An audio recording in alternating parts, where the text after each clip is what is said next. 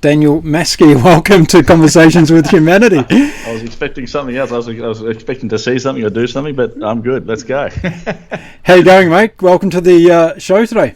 Yeah, thanks, mate. It's a pleasure to be on, and what an afternoon to be chatting. It looks like it's sunny in your background, and I think we're about to cop a big storm in my background.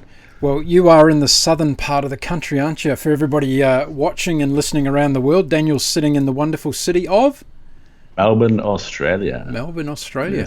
Yes. Where it seems that every year everyone is, and one of the curious things about Melbourne is everyone's always interested in the weather here.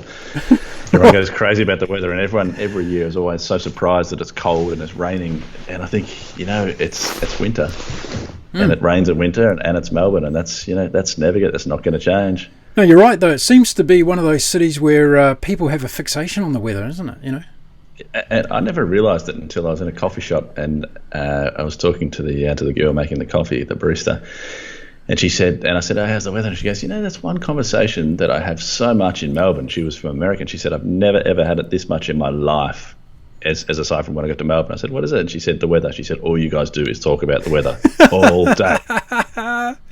She's completely right. I tell you what, when I've experienced that phenomenon before. I lived in Brussels in Belgium for 13 years, and it's another city in the world that everybody talks about the weather. It's just incredible. There's a couple of those cities in the world that I think that people are just fixated about the weather. Brussels is one, Melbourne's another one. Is it a similar climate to Melbourne in Brussels? Oh yeah, it is actually in a lot of ways. It's probably the European centre for Melbourne is Brussels. Maybe it's because we never know what the bloody hell we're going to get. So we're always trying to guess what the hell is the weather doing. Although in Brussels it's a bit different because it's actually always going to rain. If it hasn't been raining, it's about to rain. So whereas Melbourne tends to have that kind of 4 seasons in one day thing going on, doesn't it? But Brussels, it's either wet or dry, and that's it. And it's predominantly wet. So I think it's 321 days a year it rains in Brussels. Wow. So you definitely need a rain jacket and an umbrella and gumboots in Brussels. Yeah, it was funny when I first moved there. The day that I arrived, one of my work colleagues that I was going to work with gave me an umbrella, and I said, "What are you giving me that for?" And they said, "You'll find out." And I think I used it like 10 times in the first week. It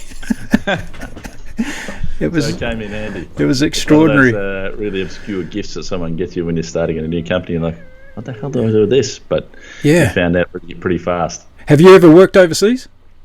I've worked only just sort of backwards and forwards doing business trips to China and the Philippines. I haven't stayed there for long periods of time. It's generally, and when I mean work there, like I'd fly in. I think the quickest trip I did to the Philippines, I was there for about 30 hours. Right. Flew in, did some business, and then flew back out. Yeah. So never actually done business as in staying internationally, no. Right. But import, export mostly. Okay. And what about China? When was the first time you went to China? First time I went to China was last year, actually. Okay. And that was, what an experience. I was there for, I'm going to test my brain because it clearly didn't function for that time. I was there for 5 days. Right. And it was my first introduction as to doing, how they did business in China. And the first day we got there, we had a day free. So one of the guys that I was there with, we roamed around Shanghai for a bit. Then we got a train down to Ningbo the next day and met up with our counterpart that was from here. Had lunch, everything was great. We talked about all the things we had to do the next day, the following day, and then we went for dinner. And I tell you what, that dinner was hard and fast, and there was a hell of a lot of drinking. And then for the first time in my life, after the dinner, I lost 2 hours completely. Right. I've never blacked out from drinking. Yeah. But that night was when we started drinking. We started drinking at 6, and at 8 o'clock, and we'd had dinner. And I looked over to the guy that I was there with, and I said, "Oh my God, I am finished. I'm gone." And he said, "It's only 8 o'clock." I've spent a lot of time there working over the years, and I used. So you know what I'm talking about? Yeah? I know exactly what you're talking about, and I remember after I'd been there, I don't know, a few years, and I used to say to my colleagues, forget about this country attacking everybody else through cyber warfare or military warfare. They'll kill us with alcohol poisoning before they do anything else, right? Mate, it's phenomenal. Like, we started and we thought, yeah, this is fine. I think we had a couple of shots of the Chinese whiskey. So then that was it. And we said, oh, yeah, this is great. Because we said, yes, this is great. That was what our drink was for the whole dinner. Yeah, exactly. And as you would know, there's no such thing as you sip your wine or you sip your drink as you're having. Everything is cheers, skull, bang, bang, bang. So between Mikey and I, the guy that was there, we finished the bottle of whiskey over dinner. Then they brought out the rice wine. Right. We drank all of the rice wine. Yeah. And then they eventually brought out what we know as standard red wine, and would fill the glass but no, skull. Yeah. Man. Yeah. And that was 5 days of that. It was relentless. I was emailing one of the girls from the office and saying to her, I need some charcoal. I'm in big trouble. And so she ordered, amazingly, from Alibaba, ordered some charcoal. Within 3 hours, it was at the hotel, and I was I was nearly just drinking it out of the packet. Right, and, fantastic. And that was my saving grace. Yeah. Tell us about the trick with charcoal. When did you come across that? So I came across it. I've got a good friend of mine, Ange, who runs a business in Melbourne, Organic Empire, and so she's a qualified nutritionist. And then years and years and years ago, I was having a lot of problems with my stomach and digestion. And every time I get a really upset, bloated stomach, she said, "You've got to have some activated charcoal." Sorry. So yeah, I've got it now, mate. I need some charcoal. So I started having the powder, and it would instantly, when I was feeling really bloated or really gassy, it would like within half an hour I'd feel fantastic. And then I don't know how I got onto it after that, and I'd been out and had a big session of drinking, and the next day I thought maybe I'll just try some of this charcoal and see what it does, because I have heard that they give that for alcohol poisoning and drug overdoses. So the next day I charged up on the charcoal with a hangover, and mate, I felt a lot better. So I knew that was a good remedy to follow. Have you tried it for jet lag? No, I haven't. It works. Yeah, right, okay. So it's like a lot of things, right? A lot of things has multiple purposes to, and I think in terms of a lot of people don't try things. It's like white vinegar. White vinegar is a multi-talented product. Like, I use white vinegar here on the boat for just about everything, and it's brilliant for cleaning glass. It's brilliant for cleaning stainless steel. Wow. You can spray it on the engine. I don't know if it makes it go any faster, but it definitely cleans it up as a degreaser. So, I was using some white vinegar last week because we've got a new puppy, a new Kelpie, Leo, and for some reason we have these pot plants in the house, and for some reason he's been going in and eating the dirt and the fertilizer in the pot plants and making himself sick. And so we read up that if you put white vinegar, that dogs don't like it. So I was pouring it and putting it all over the edge of the pot plant, and it didn't do a thing. He's still eating the dirt and making himself sick. So there you go. The Mythbusters just worked on white vinegar. It's not good for everything. Apparently not. Hey, getting back to China, I'm interested to have a chat to you about that. How was it doing business there for the first time? How did you find it?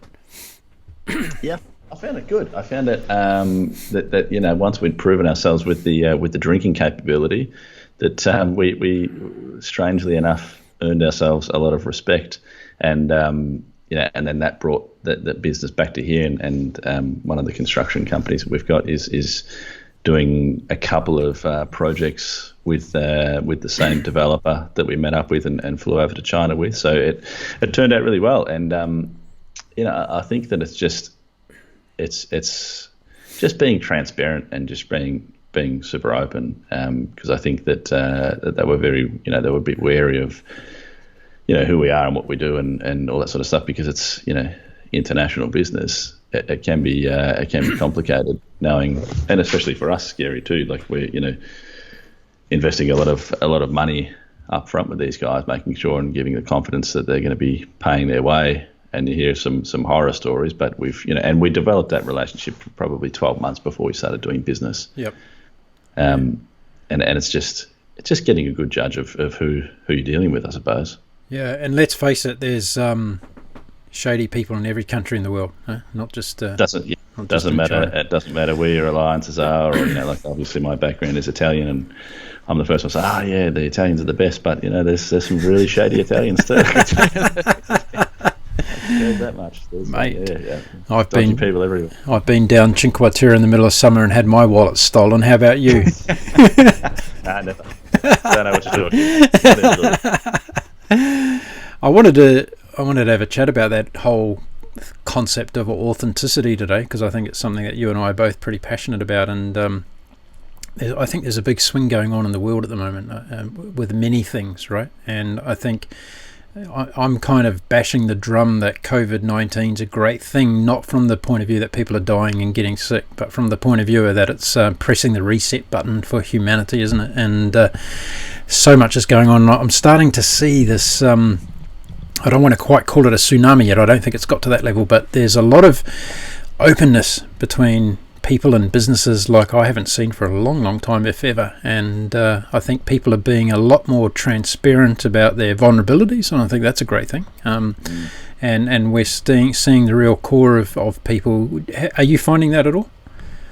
Yeah, absolutely. And funnily enough, one of my coaches, Ruby, was saying that she believes that we're right in the age of Aquarius at the moment, and that's why there's this big shift. And if you're into that, you can absolutely see that.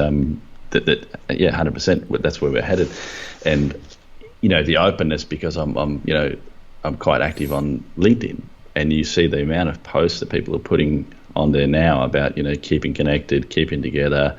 If you're going through some depression, or if you're going through anxiety, I've been there, we've been there, and I just did a talk with Karita Beer the other day, who does a lot of coaching and work around that, and people are more openly talking about anxiety and how they're feeling, and how they're feeling cooped up and missing that connectivity. And I think that it's given us the opportunity to really open up on that, and not to be afraid to talk about it. And especially as men, we're all manly men with our big beating sticks, and want to beat each other up with them, and we don't get depressed, and we don't go through anxiety, but that's bullshit. We all do, and we've all, every person you speak to has been down that road. Have you ever been in a men's group? No, I haven't. I think one of my a cousin of mine was in a men's group, and it was ex-footballers from his local football team that he played with, and he said it was amazing, and they all shared those sort of stories, and it's always something that I've thought about, but I've never actively pursued it. But I think it would be really amazing to be part of that. The answer is yes, I have. And actually, I started a men's group when I was living in Singapore, where I lived for 7 years. And it was really interesting, because Singapore is a place where, first of all, you have a lot of expats, and you have a lot of, obviously, a lot of locals. And the culture is very different, obviously, between the expats and the locals. So having a mixture of both. And the first weekend I started it, I had about 13 guys turn up. And it was quite confrontational in terms of not many people actually said anything, because they didn't feel comfortable at that stage. By the time I finished and left the country, we had 700 men turning up every weekend. Wow, that is amazing. Yeah, and it was phenomenal. So it inspired me to actually start one here in Australia, which I did do when I came back, and not the same numbers, but definitely the same emphasis in terms of men wanting to talk about their problems with strangers, because strange men, we were all strangers. But what I found was the key was we provided a sanctuary, a place of non-judgment, a safe place where people could talk from the heart, right? And I think a lot of these men, that, and myself included, had not had that experience before. And they found it quite extraordinary to be able to talk about the issues with their parents and their mother in particular, as most men have that problem. And we got into some really heavy stuff, and as a result of the group, and I'm not saying my input at all, I'm saying the group emphasis, we saved 3 guys from committing suicide in the first year. It's amazing. Yeah. Wow. And we then evolved it into a men's and women's group, because a lot of the issues that the men talked about had to do with women, of course. And we got to the stage where we were sitting there and we were saying, well, I wonder what a woman would think about that if we actually shared it with them, right? And we actually had that conversation. So, unfortunately, I've got to say, we did evolve it into a men and women's group, and it lost its emphasis because people were then too scared to speak their honest truth. Yeah. And there was a bit of judgment going on whether you liked it or not. You know, there was always one bad apple in the room that wanted to, you know, the ego went dancing out and said, you know, well, you know, this is how I feel and I'm a woman, blah, blah, blah, blah, blah, or I'm a guy on the other side. So it's funny, isn't it? Because sometimes it is easier to just say, okay, well, and you know, and men probably talk more open and more freely when they're in, you know, that and it's a safe environment to just be whatever you are and talk about whatever you want and not have any inhibitions or limitations around it, and just get it off your chest, because at the end of the day, we've all got shit going on in our lives. We've all got issues in one area or another, and it's just whether you want to admit them to yourself or not. What was extraordinary in that group for me was the consistency of all the issues that men had across all the things in their life. Like, every man was almost the same in terms of, you know, we're simple creatures. Yeah, and the majority were in relationships that weren't going too well. And then the first question was, how's your relationship with your mother?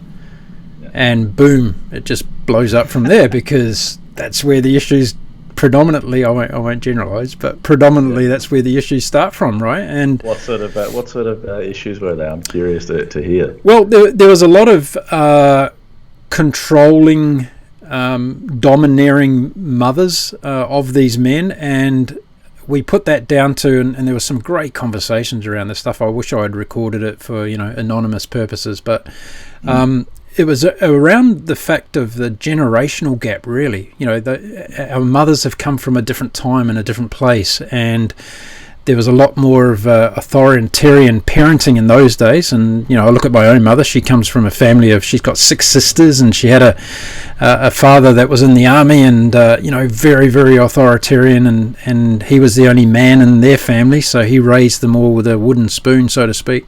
So a lot of that rubbed off on my mother, of course, and that's the way that she thought parenting should go. So, and a lot of the men were the same. So they had mothers that were very domineering, very strict, very controlling. So as soon as that behaviour became evident in their relationships, they basically took flight, or, you know, it went the other way. So, and I would say 98% of men had that issue that they hadn't dealt with.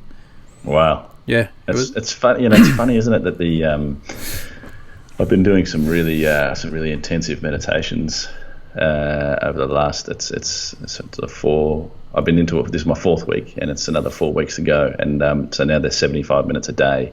Wow. And the things that are coming up are they're just phenomenal, and they're all things about me that, you know, that I would have, you know, earlier thought, this is because of that person, or this is because of that situation, or this or that. But the more that I'm meditating into it, the more that I'm just like, holy shit, this is blocks that I've been giving myself because of this situation, or because of this thing, or this person, or whatever. But all that stuff is bullshit. Yep. Because you can completely just let all that go and you know, rely on that, or not rely on that, but figure all that out yourself. But until you bring it up and until you admit this shit to yourself, you don't really understand it.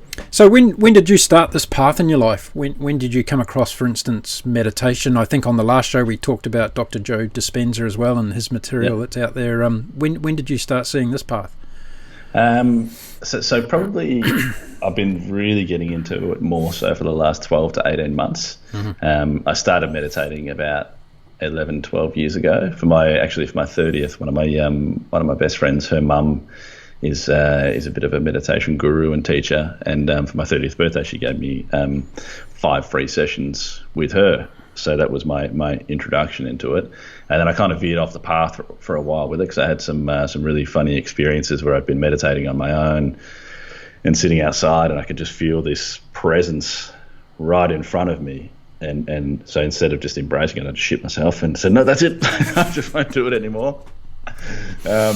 So I left it for a bit, and then you know, my brother Mark has always been right into it, and so we got back into it. And you know, when I got back into it, I started for 3 minutes a day, then 5 minutes, then 3 sessions of 10 minutes, and then 3 sessions of 20 minutes, and then read the Dr. Joe book.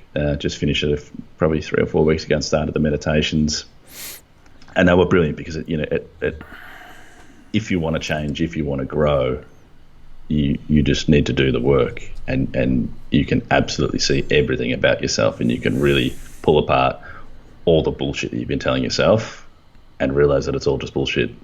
And it's it's massively uplifting to really understand who you want to be. You know, it's not about who am I, it's who do I want to be, and creating that best version of yourself, and then going and getting after it, and you know, giving all these amazing gifts, learning so much about myself, so then I can give all these gifts to, you know, everyone around me, give them to my kids, and then, you know, eventually grandkids, and leave a bit of a legacy as to showing people around me that there is so much bloody magic in life.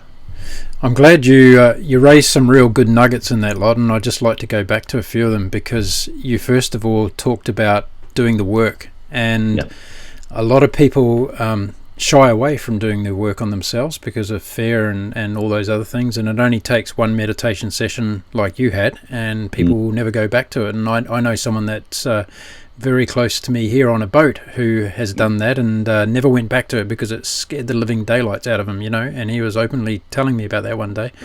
Yeah. And then the next part I loved what you just said was your legacy, and in my own little world that legacy doesn't involve money or businesses or anything like that. It involves exactly what you just talked about in terms of the human being that you are, and how you're able to pass on those traits and behaviors to others, right? Yeah, it's you know, and those things are so important, and you know, I find, you know, like I get probably, you know, over passionate. I'm one of those people that can be very overbearing and very over passionate. When I find something that for me is life changing, then all the people around me that I really love and care for, they're going to know about this, and I'm going to be ramming this shit down their throat. And just because I see the benefits, and you know, I get really frustrated. I find I get really frustrated, and it's something that I've had to work on personally. If I'm saying to someone, "Come on, you got to do this, you got to do this, you got to do this," and they're just like, "Nah, it's just, you know, it's just not for me, and it's not my thing." You know, I would be thinking, why don't these people want to take it on? But what I've had to realize is that everyone's got their own journey, everyone's got their own course, and if this is not for them, then that's, you know, that's not for them, and that's cool. They might already be 10 leagues ahead of where I am, and it's not about them, it's about me and what I'm getting from this. And then if I can share something that I've learned, amazing, but it doesn't mean pushing them into it. Sounds like I'm talking to my shadow. So yeah, again, there's a lot of interesting elements around that, because I think in terms of, I see the whole mindfulness and getting into your mind and working on yourself in that area as being one component of a bigger picture.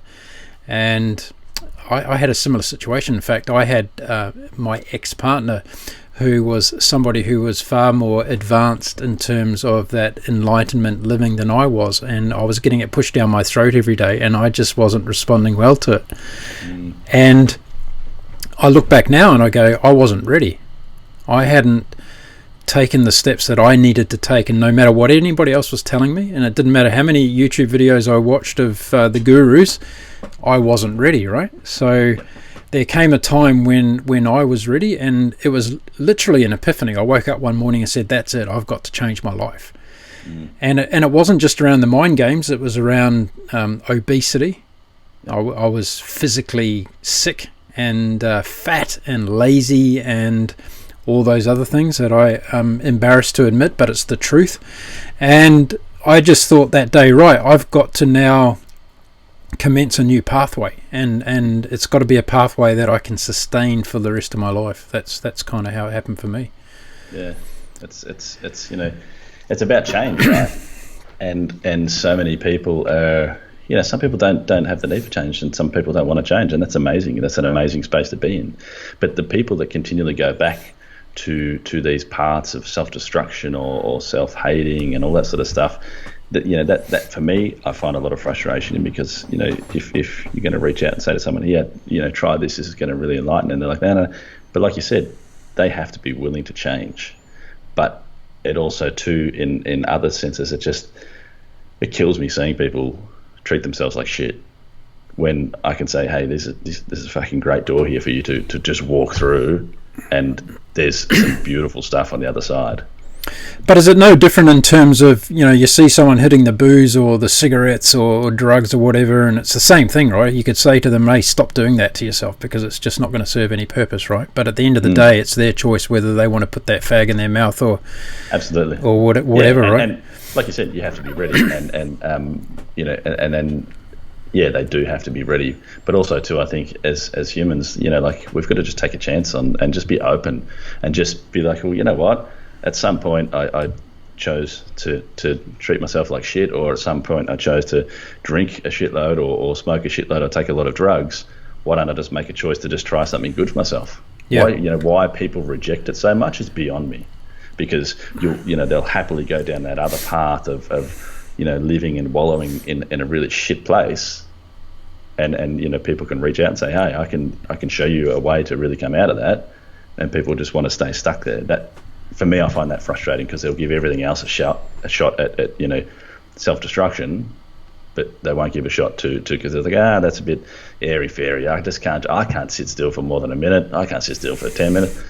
Well, but you can give your body all this other bullshit that it doesn't need, and you can put yourself down at every corner. Give yourself a shot. Or you can sit down and watch TV for 5 hours a night and just zone out to absolutely bullshit that's in front of you on the TV, right? Yeah, exactly. So it's just being disciplined enough to, shake yourself and say, hey, I can do this, and this is going to make a bloody difference for my life. So just do it. Did you have an epiphany or a moment where you kind of just flick the switch, or did it gradually come in over time? I think, I've always been searching for something. I've always been, forever fascinated about religion. I was brought up Catholic, and if ever a Jehovah would knock on the door, I'd say, hey, come in, let's have a chat, because I was just fascinated to learn about all different religions. I've still got a good friend of mine who is Turkish, so his religion is Muslim, and we'd sit and chat for religions, about religion for ages. So I've always had that real curiosity, and it's always something for me that once I started with meditation, you could just find that there is something deeper about life. There is being still and being one with yourself, and the things that you see and the things that you learn about yourself is amazing. Like, life isn't as one dimensional as everyone thinks it is. But if everyone wants to, if majority of people just want to keep it as one dimensional, go for it, and they're in a really comfortable place. Amazing. Yeah. For me, I've always been so curious about what else is there. Yeah. What more is there, and seeing that with my kids as well. Like, I know that my daughter does meditation, and my son, who's 15, we just was having lunch before, and he said that, and I rammed this stuff down his throat to the point where he is like, Dad, just back off, because if you keep ramming this, I'm going to hate it. So I dropped off, and then he just starts saying, I've been doing these meditations at night time and having some really great sleeps and having some really crazy dreams. And, you see that resonating into their lives, and you think, man, if I was doing that at his age, fuck, I'd be, twice the person I am now. Yeah, yeah. Isn't that extraordinary, though, isn't it? How the younger generation actually have adopted it like that. I see it in a lot of schools now as well. Yeah, and I think it's an amazing thing. It's like, I remember we did it in high school, and we never took it seriously. We had, because we had nuns at the school, and the nuns were like, okay, we're going to sit down and do some meditation, and it was just a laugh fest for a good 5 to 10 minutes. But one thing that someone said to me a couple of weeks ago was, you keep saying to us to meditate, but you haven't shown us how to meditate.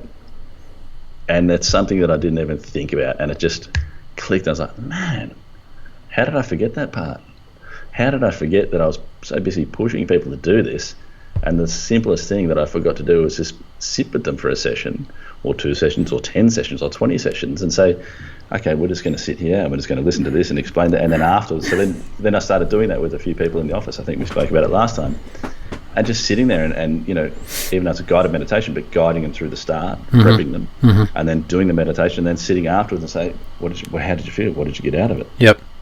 That was the important part that I just forgot about. Yeah, incredible. Had the same, you just deja vu there for me, because yesterday I did a podcast show, and I asked the guest at the end, what could I do to improve my performance? And he said, well, you rammed down my throat about having the right microphone and the right headphones and making sure the picture was beautiful, but you didn't actually show me the microphone that you use and the camera that you use and give me some tips on that, because I'm not a tech guy, and I didn't even think about that, and I just thought, what a brilliant idea. I should put a little video together to show, hey, this is how you can do your setup for your podcast, right? And it's exactly the same thing, preaching to other people, but then not actually walking the talk yourself.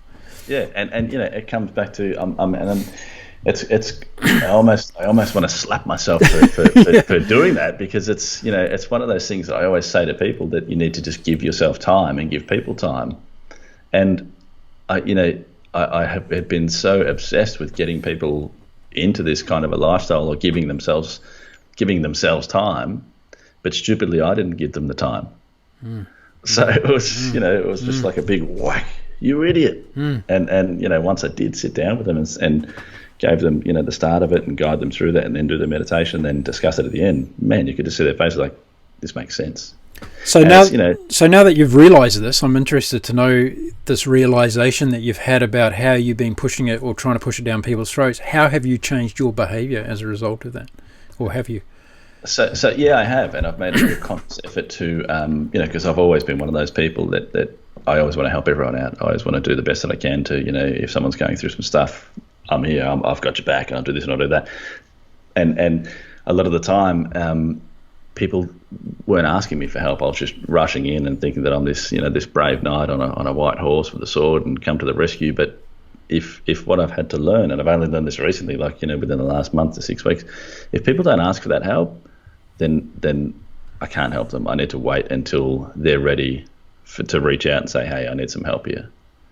Because if they're not ready for it, then all I'm going to be doing is giving the wrong advice at the wrong time, using up my energy, or what I ended up doing was I ended up taking on their problems for them, because they wouldn't be ready to fix their problems. So I'd start fighting the battles for them, which didn't save me anything, or it didn't benefit me in any way, shape or form, or benefit the person that I was trying to help. I think a lot of people are probably not good at asking for help. That seems to be a trend, though, isn't it? Yeah, it is. There is a lot of people that aren't good at asking. Especially for help. Men, right? Men are terrible at asking for help.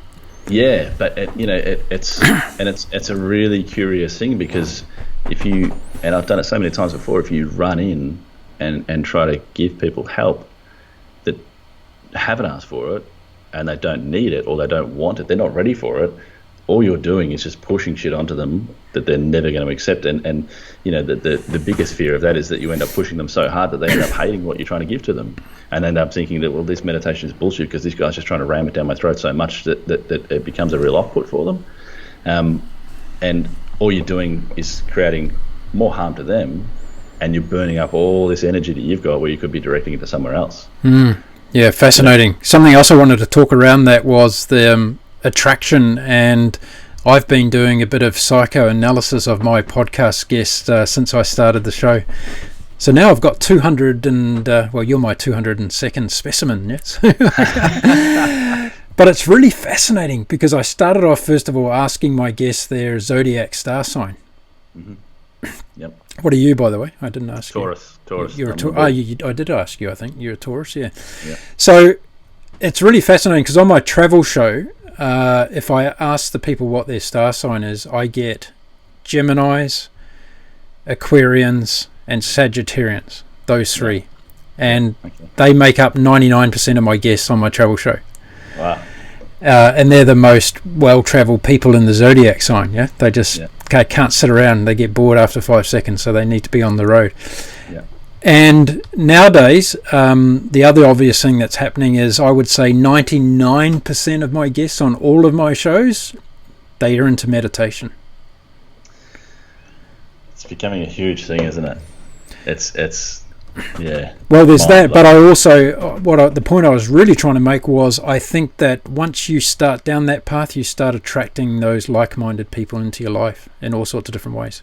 I just had a chat with someone the other day and said, energy attracts energy, and we're all attracted to that same. And that, there's no coincidences in life. There's no coincidence that we're chatting about this and drawn to that energy that we've got together, and that we can sit here and just talk till the cows come home about all this sort of stuff, because that energy can even resonate over a computer, over a video call, and you can feel that energy bouncing backwards and forwards. And it's such an amazing and powerful thing. And then when you're face to face with that energy, it's even crazier. Mm.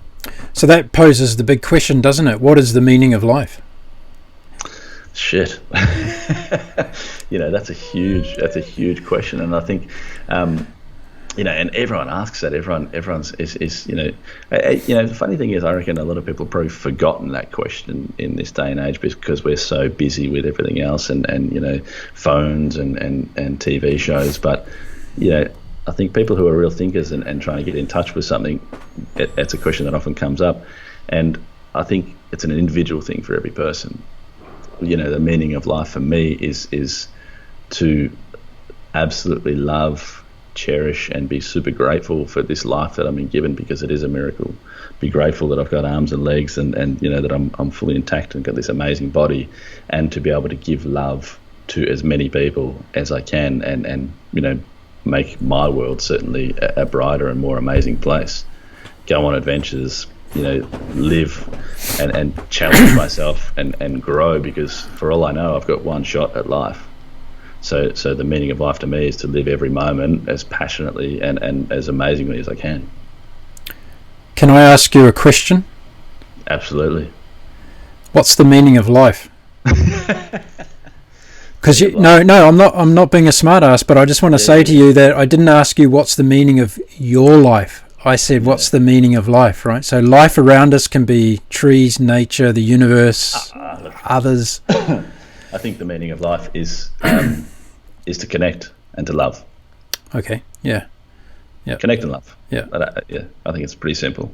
Okay. So connecting with whatever environment you're in at the time. So it could be connecting with nature. It could be connecting with energy. It could be, just a connection. Yeah. Okay. Yeah. Cool.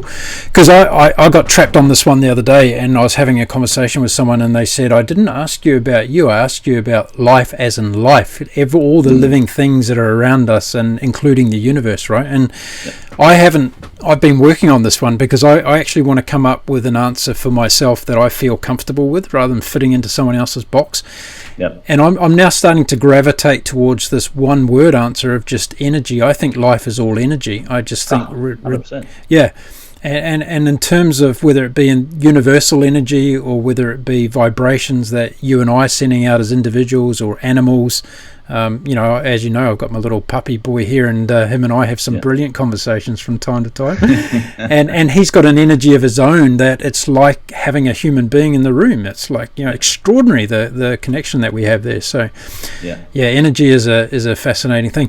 What also fascinates me, and you'll probably get this as well, all these people that are sitting at home at the moment in lockdown complaining, right, that they've got nothing to do and they're just sitting around and they're bored, right? People are not good at sitting still, are they? Like, people are not good at doing nothing. Well, it's a go life, isn't it? Like, we're always on the go, and if we're not, we're always on our phones, and that's actively one thing I've been trying to do less of lately is getting on Instagram and Facebook and all that sort of stuff, because it's I don't understand what I'm doing on it. I'm just scrolling through, looking at photos of shit, and just, I'm not fulfilling my mind. So, I'm reading a hell of a lot more. I've got, my easel set up, and I'm painting a hell of a lot more. Some paintings are horrible, and some are good, and it's, but it's there's so much to do. There's so much to learn. There's, like, I've got a psychology course that I'm doing online with Jordan Peterson at the moment, and people say, don't you ever stop, don't you slow down? And yeah, of course I do.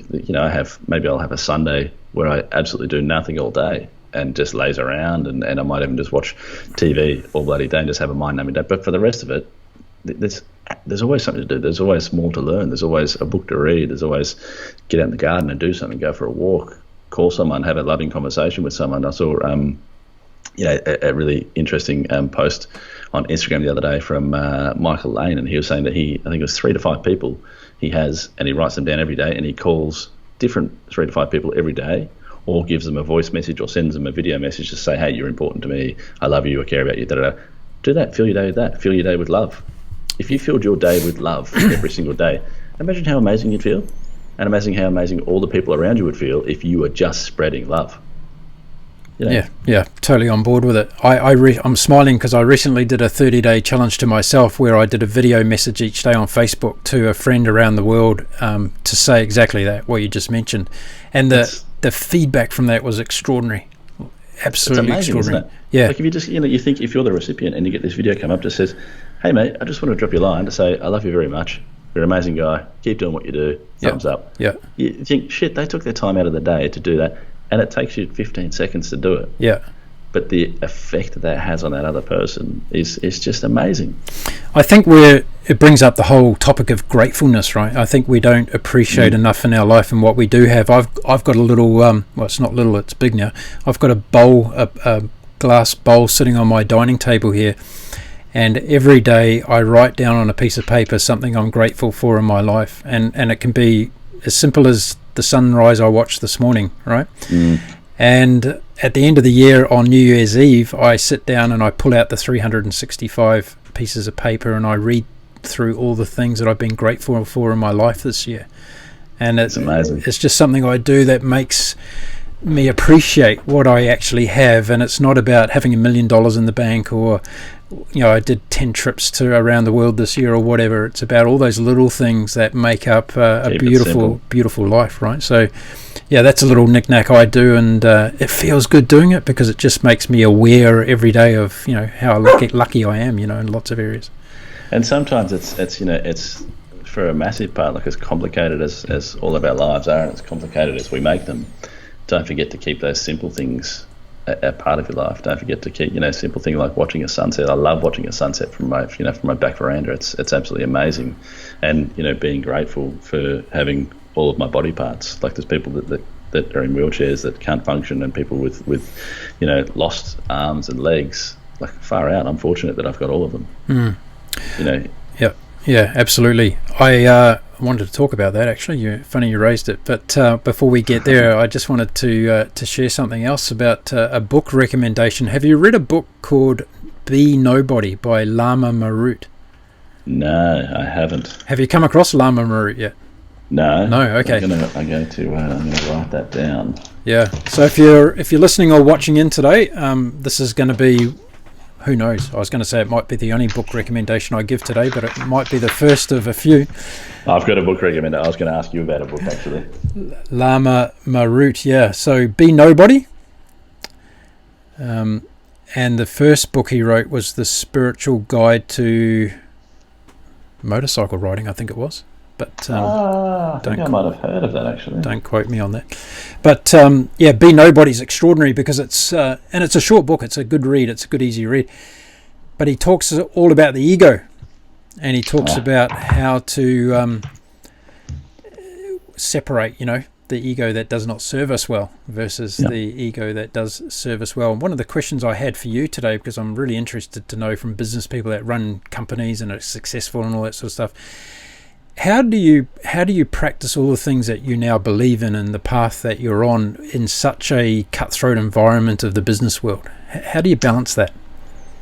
I think that it is hard to balance. Especially construction is man, that is it's a ruthless industry, and I think that it's.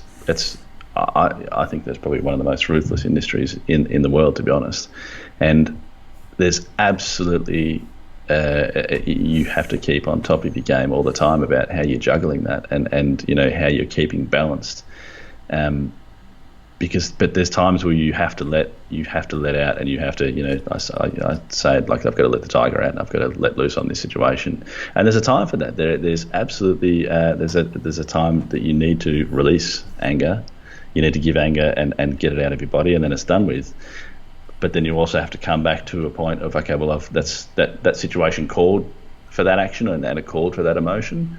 leave it there and move on. As long as you're not living in that emotion, for me personally, and you know, how I deal with it is you know, I'm super fortunate to have my brother to be able to say to me, okay, well, you know, that situation's dealt with, let's move on, and all of our team as well, like they can say, okay, well, we've dealt with this, and let's move on. And we don't dwell on the emotion of that situation. We deal with the situation however it needs to be dealt with, and then we push forward. So tell me about this tiger, because I'm thinking, here's a guy who's very compassionate, who's very open and communicative. So is the tiger a nasty beast, or is the tiger still full of love? I mean, I think the tiger, you know, the tiger needs to eat sometimes, and and part of that process is you know, there's a bit of chaos, and there's a bit of destruction that comes with it. But if you don't show that, sometimes people can take advantage of a gentle-natured person. And you know, I have got a very gentle nature, and I'm always very happy-go-lucky.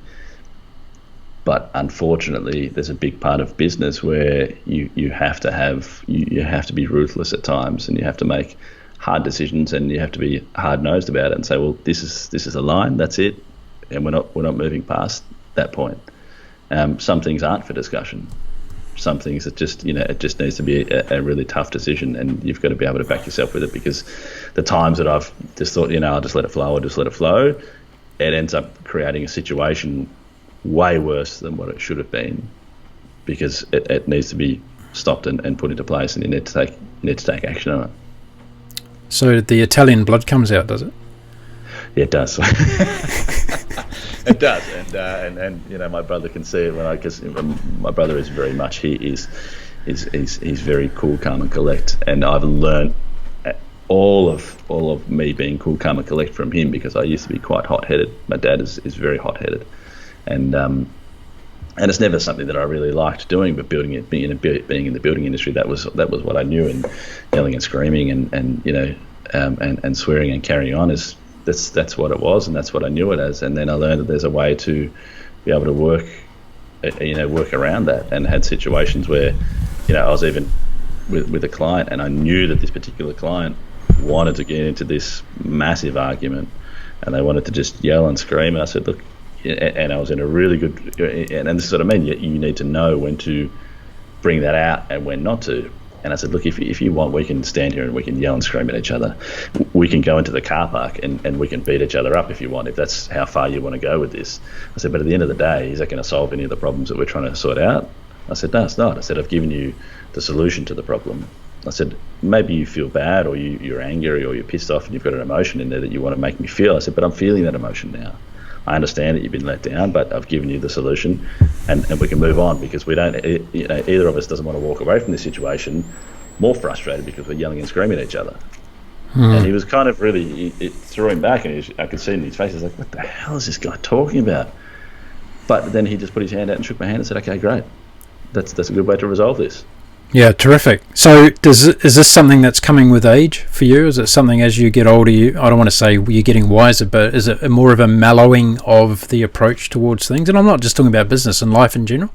Yeah, no, I don't think it's with age. I think it's more so with self-discovery, because I could have easily just kept going down the path that I was going down and just said, well, that's who I am and that's what it is. But, you know, again, that's a bit of bullshit that I was telling myself, really, wasn't it? Because it's not who I am. It's never really felt super comfortable for me to be like that, to be yelling and screaming just to get my own way or to get results out of people, because, you know, there's you know, I often thought to myself, well, how would I feel if I was the one that was being yelled at and screamed at? And I've been in that position before, and it doesn't make you more proactive, and it doesn't make you think, shit, I'm going to perform better now because I'm getting a real kick in the ass. It's you know, it's been diving into myself and understanding and learning and having empathy for people, putting myself in their shoes, but also putting myself in my shoes and looking at both the situations to say, how can we both get the best out of this situation? And it's, you know, has it been from age? I don't think so. I think it's been learning about myself, because at the end of the day, no one spends enough time to learn about themselves. Do you know who you are? Not 100%. I've got a fairly good idea of who I want to be. I've got an exact idea of who I want to be, and who I want to be is going to change every 3 months, every 6 months, every 12 months, because I'm going to want to be better than what I was 6 months ago, 3 months ago, and I'm going to be constantly changing and constantly evolving to try and give my best and be the best that I can be. Have you spent any time with monks? I haven't, no. I haven't. My brother has, and it is definitely something, one big thing on my list, everyone's got a bucket list, is to do a pilgrimage from you can do them from Italy all the way down to Spain, so through France. I think it's about a 40 to 50 day trek, or it might even be longer, I think. Camino. Camino. Yeah, correct. Yeah, and that's this. You can do that with a. It's like a single monk guide or a spiritual guide, but yeah, that's. What do you think that'll give you? I think that just more awakening and more connection, and the connection. I think, as you were saying before, the energy. I think I classify connection and energy in the same sort of bucket and the same basket, and I think it's more of an energetic connection to the earth, to all of these things that are happening, to myself, to everyone around me. I brought up the monk revelation there because I spent some time and I wanted to talk about this ambition that us Westerners have to constantly improve and continuous improvement, whether it be in business or personal journey and all the rest of it. And one of the many sharings of wisdom that I got during my time was to find contentment and to be happy where you are without always looking to be better and to constantly. And I went at a time in my life where I was very deep into the corporate life and wanting to be the best in the world at what I was doing and be the showman at the same time, right? And I just thought, there's a lot to that, because you never get to that perfection. You never reach it, right? It's an unattainable goal, and you're never going to. Yeah. So when I came to live on the boat, one of my goals with that bucket list item was to say, right, contentment will be found here in all the different dimensions that I can have it. So minimalistic living, being close to nature, being one with my surroundings in a way that you don't typically get when you're in a suburban household and all that sort of stuff. So it's something that I've worked on quite extraordinary in the last 12 months, in particular the contentment side of my life and everything that I'm doing.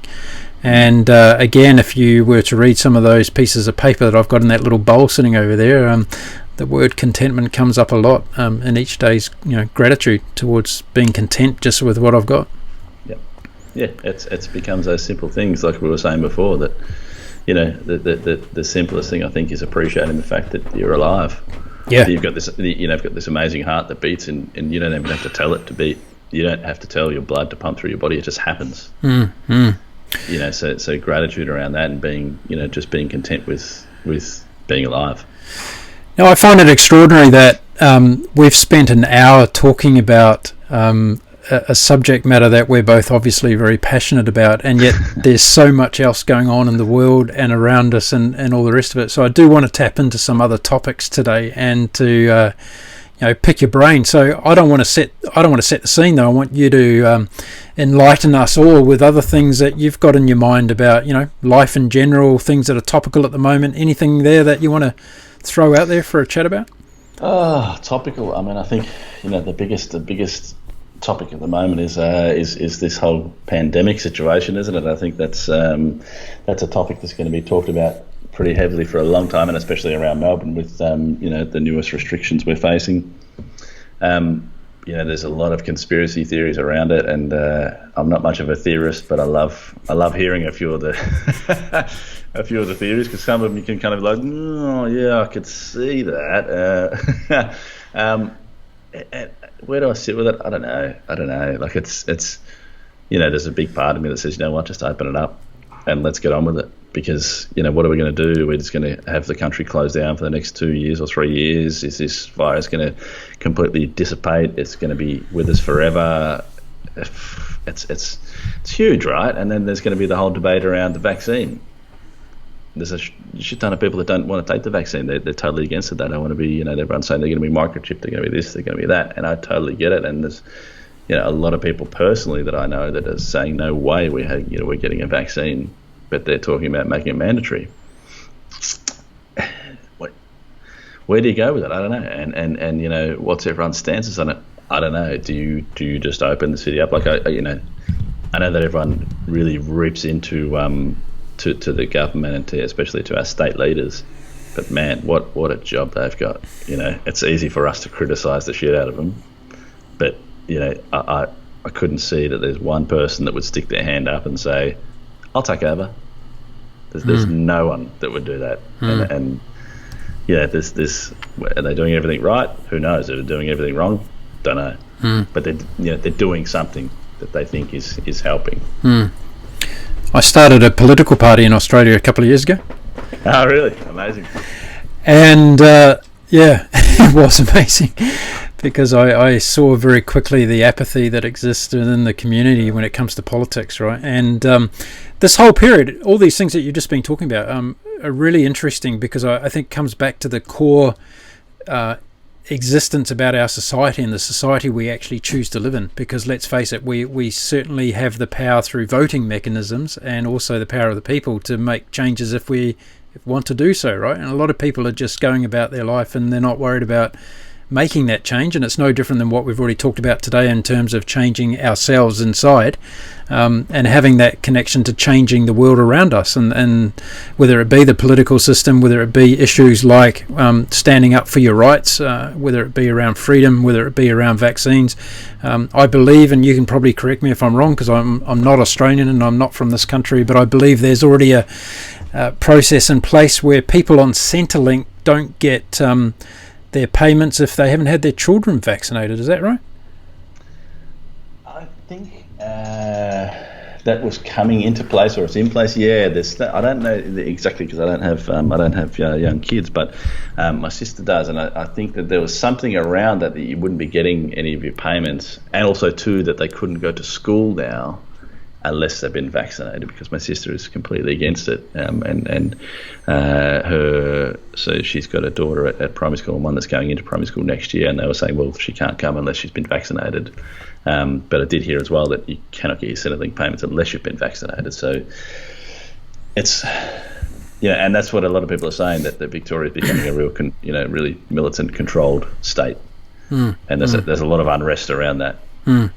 What I do like that I've seen through this process, and not only in Australia but in a lot of countries, where there seems to be a bipartisan approach to the way of dealing with a lot of this, and I don't know whether you're too much across New Zealand politics, but there's been a change of leader in New Zealand, the opposition party, and it was quite an interesting interview from her about a week or so ago, where she sat down and she was interviewed about the topical questions coming up for the election in New Zealand that's coming up in a couple of months' time. And she said, listen, I love our Prime Minister. I think our Prime Minister is doing a great job. And it's my job to go in and support and do things in a better way for the people in New Zealand, because that's who I'm representing here. I'm not going to war with the incumbent. I want to make the country a better place. And I thought that was a really refreshing thing to hear from an opposition leader in a political party. And shouldn't that be what it's all about, though? Yeah. That's a massive learning for all the politicians worldwide to say, oh shit, have we got this wrong? Yeah. Are we supposed to be? We're supposed to be worried about running the country for the people, not bashing the other guy on the other side and just for our own egos and for our own party's sake. I've always said that countries should be run by business people and business mentality people. So people that, we should have a CEO in charge of the country who's got a board, and the country from an economic point of view, the country from a well-being perspective should be run by experts within those areas that can actually help the country become efficient, sustainable, a great place to live with, addressing all the social issues and all the rest of it, because you find 9 times out of 10 you've got ministers in these portfolios that have got no experience and they've got no idea basically, right? So without the sake of turning this into a political show, I just think as we all know, there's a better way of doing everything in this world, right? And I think COVID-19 has probably put a huge spotlight on the political systems around the world, and we've got Belarus going off at the moment, we've got what's happening in the United States, which is ongoing, and the UK and Australia and New Zealand. So interesting that a lot of these big democratic nations have really come to the precipice, haven't they, of where it's going to go. You talk about it from a Victorian point of view. How are you in terms of looking at your businesses located there, your families there, your connections and everything? Is Victoria still a good place to live? It's an amazing place to live. I think we've definitely not got a few things right in the last 6 months, and it's there's various reasons why, with the whole hotel fiasco, and it's not just that. There's still people that are having bloody house parties, and there's video footage of guys driving around with 20 slabs of beer in their car and like, yeah, we're having a party here today.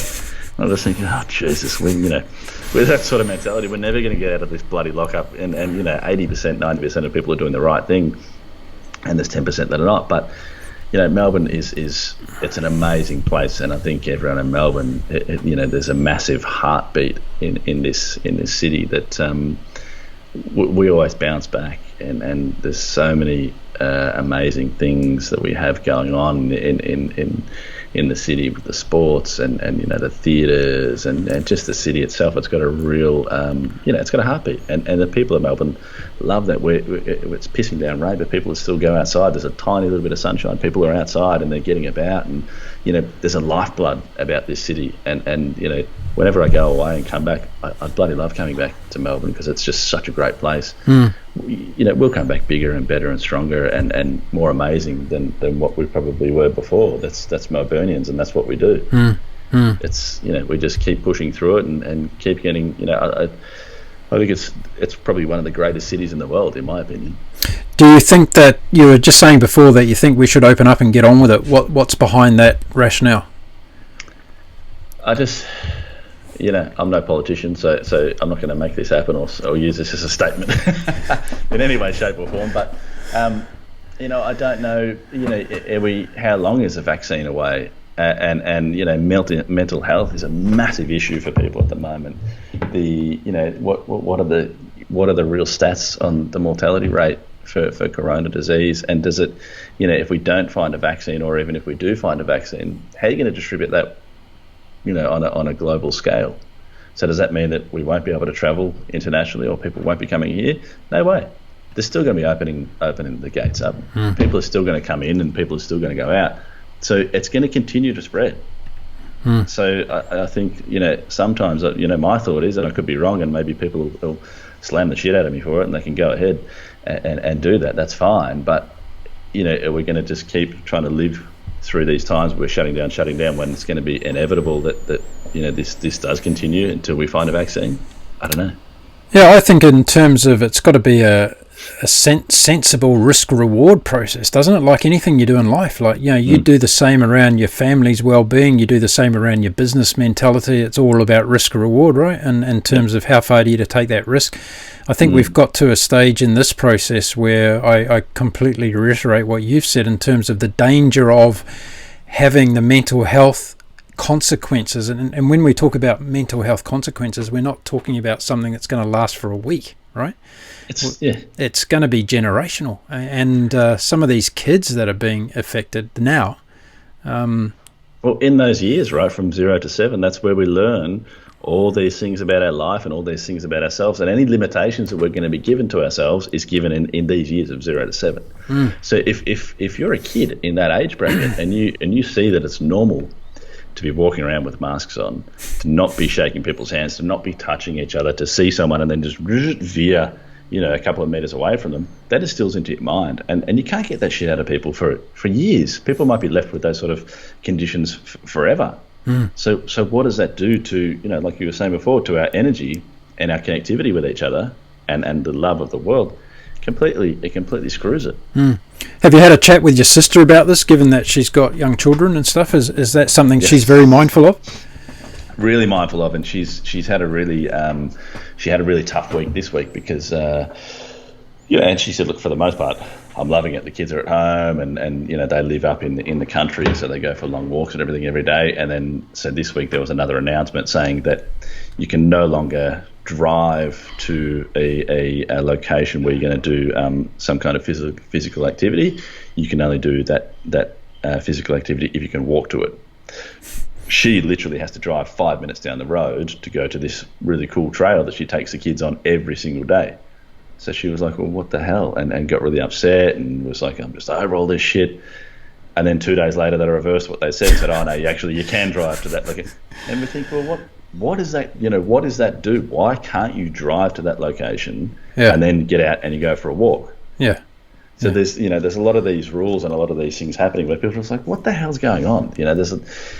So I don't know that there's a lot of thought behind it. And again, I wouldn't want to be in the position making these rules. But my sister's also said that if they do introduce the vaccine and they are making it mandatory, especially in Victoria, that's the talk. She said she'll get out of there and she'll move to Byron.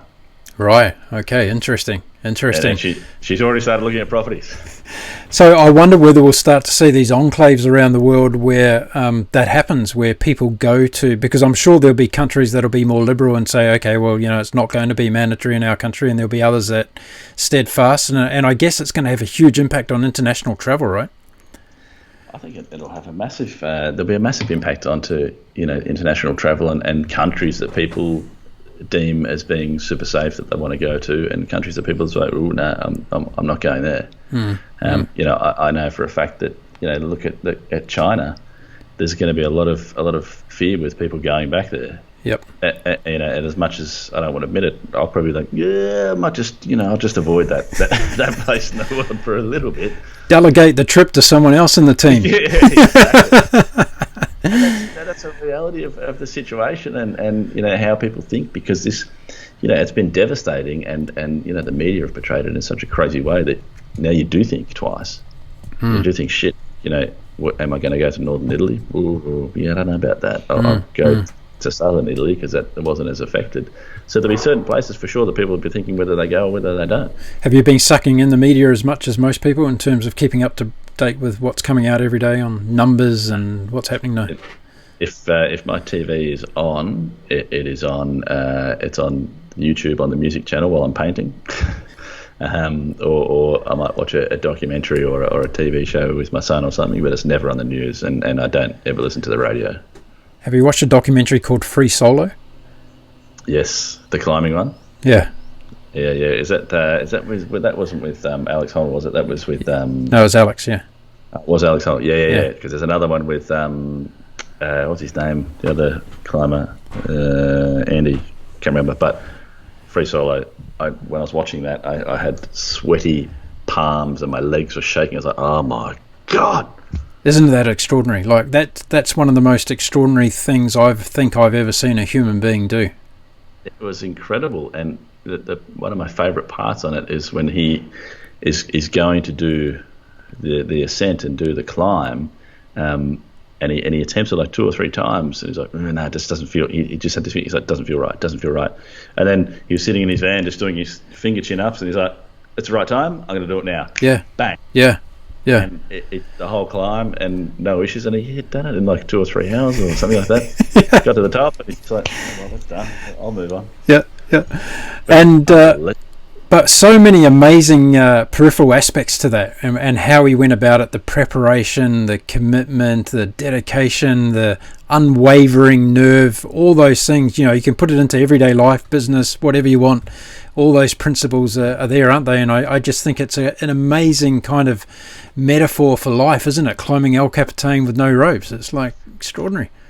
It is extraordinary, and they're all those they're all the life lessons that that's what I love. I love understanding how people are thinking, what they're thinking, and how they're training themselves. And it's more, it's forget about the body. It's about the mind, how they're training the mind and getting most people are led through their body and through their emotions, and you see people like that are just performing at their best and doing all these crazy things and amazing things.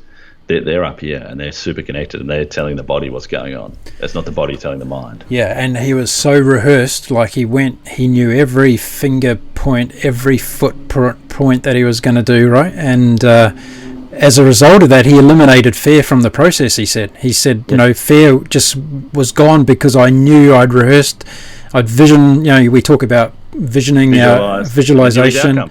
He knew his outcome. He knew his outcome, yeah. So there was no way in his mind he was going to fall off that rock, right? No way. No. And that's what I say to people all the time. Like, know your outcome, but visualize it. And if you're putting in the work, like I was saying with that meditation that I'm doing at the moment, it's an hour and a quarter a day, and sometimes it's a real grind. But if you're putting in the work and you visualize, and you can clearly start to see what it is that you want, and what that future life is that you want, that starts to happen now because you are living and breathing that experience now. It doesn't happen by just doing it once and thinking, shit, I just did a 10-minute meditation and I just thought I'm going to have billions of dollars. Bang, there it is. It's about constantly sitting in that space and constantly showing your mind, this is who I am and this is what I want. Yeah. And what I deserve. Absolutely. And giving, one thing, like I woke up in the middle of the night the other night and I woke up saying to myself, I love myself. I love you. I meditate for you. I meditate for the energy that I bring to you. I bring this happiness to you. And giving those gifts to yourself is so important. Had a guy on my business show the other day, Ken Honda from Japan. He's written a book that sold 8 million copies called Happy Money. Oh, wow.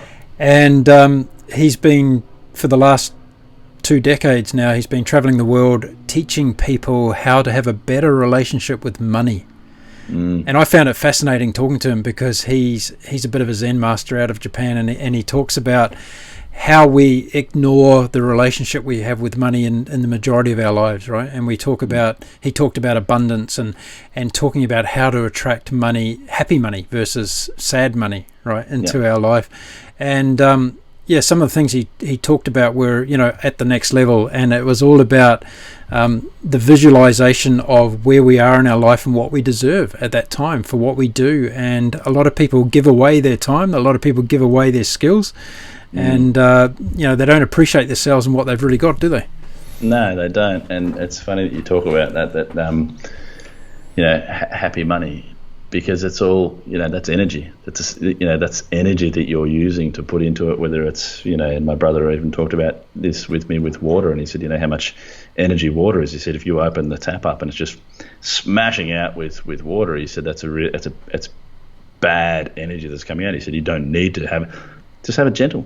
And it's a really nice, beautiful energy that comes with it. And the same thing with money. If you're giving it a bad energy, it's going to come, it's going to go, it's going to do all these terrible things to you and to your mind, and you're just going to think, oh my God, I hate money. Change your energy. Change your focus on your energy and change where your energy is going. Getting on the water topic, drinking it at room temperature versus pulling it out of a cold fridge and throwing it down your body that way, right? 100%. I shower every morning, and every morning I'm in the shower and I'm like, and just drinking, trying to drink as much really nice warm water as I can, because it's feeding your organs straight away for the day. Yeah, absolutely. Hey, before we end up today, I'm going to extend an invitation to you. Next time you're in Queensland, look me up, and I'm going to take you out sailing because I want to show you this beautiful part of the world, probably in a way you've never seen it before, and not only continue this conversation but also start some new ones. And I think that'd be something that I would really appreciate if you'd like to do that. Mate, thank you very much for the offer. I would love. I've never been sailing in Queensland. I would love the opportunity to do it. And mate, it's nearly been an hour and a half of talking, but I feel like we could just keep going. If only we had a couple of beers and some warm weather and some shorts, mate, I'd be down for that. So absolutely, I will. I'll definitely stay in touch, and let's do that. Well, I'll tell you what we'll do, and we'll promise to all the people that are watching and listening to this, when Daniel does get up here and do that, we'll actually set up a couple of microphones out on the back deck of the boat while we're out sailing, and we'll do a show. We'll do a show live from out on the water, Daniel, and we'll just show people what chilling out's really about.